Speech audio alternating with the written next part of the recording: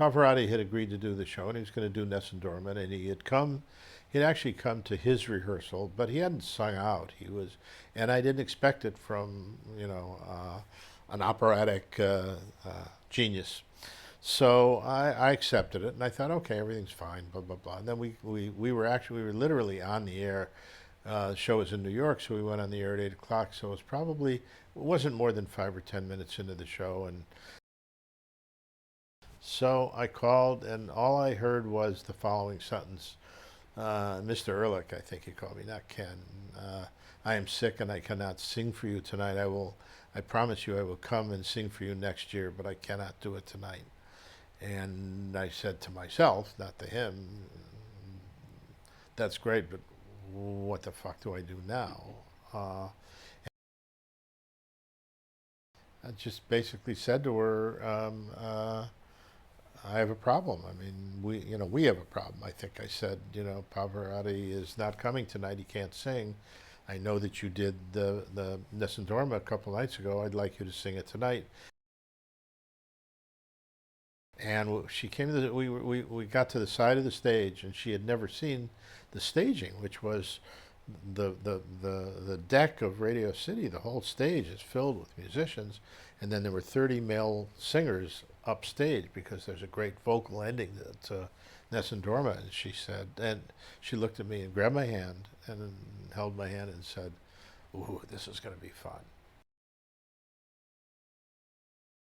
You can actually watch the transformation if you watch that performance, which you can do. It starts out kind of tentative. It's like she's starting out, and she's there. She's not missing, but it's like she's feeling it. She had never rehearsed with that orchestra, so she's hearing the orchestra behind her. She's starting to feel it.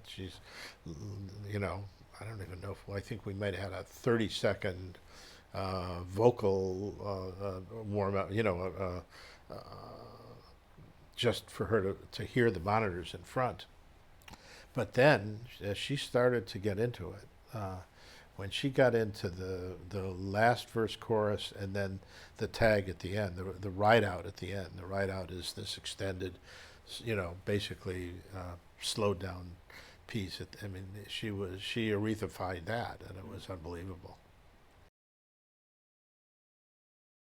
As I was bringing her downstairs that night,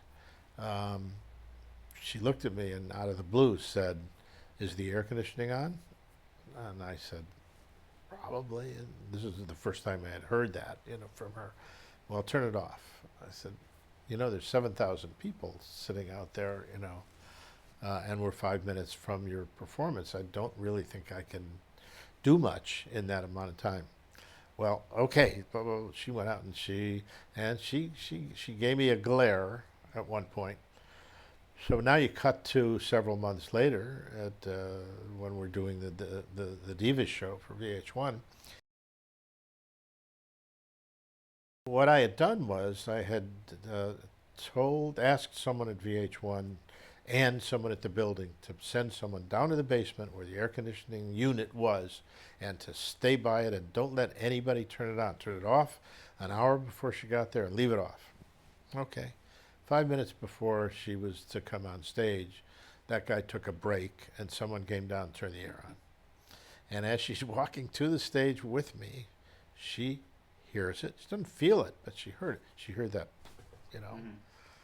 She looked at me, and instead of turning left and going on stage, she basically took off, went out to the car that was waiting for her, went back to the Trump Tower, which is where she stayed, and wouldn't talk to me for 4 days, and ultimately, and basically sent me a message, despite the flowers and things that I sent her. No duets, you promised me, and blah blah blah, and it was, and I felt awful.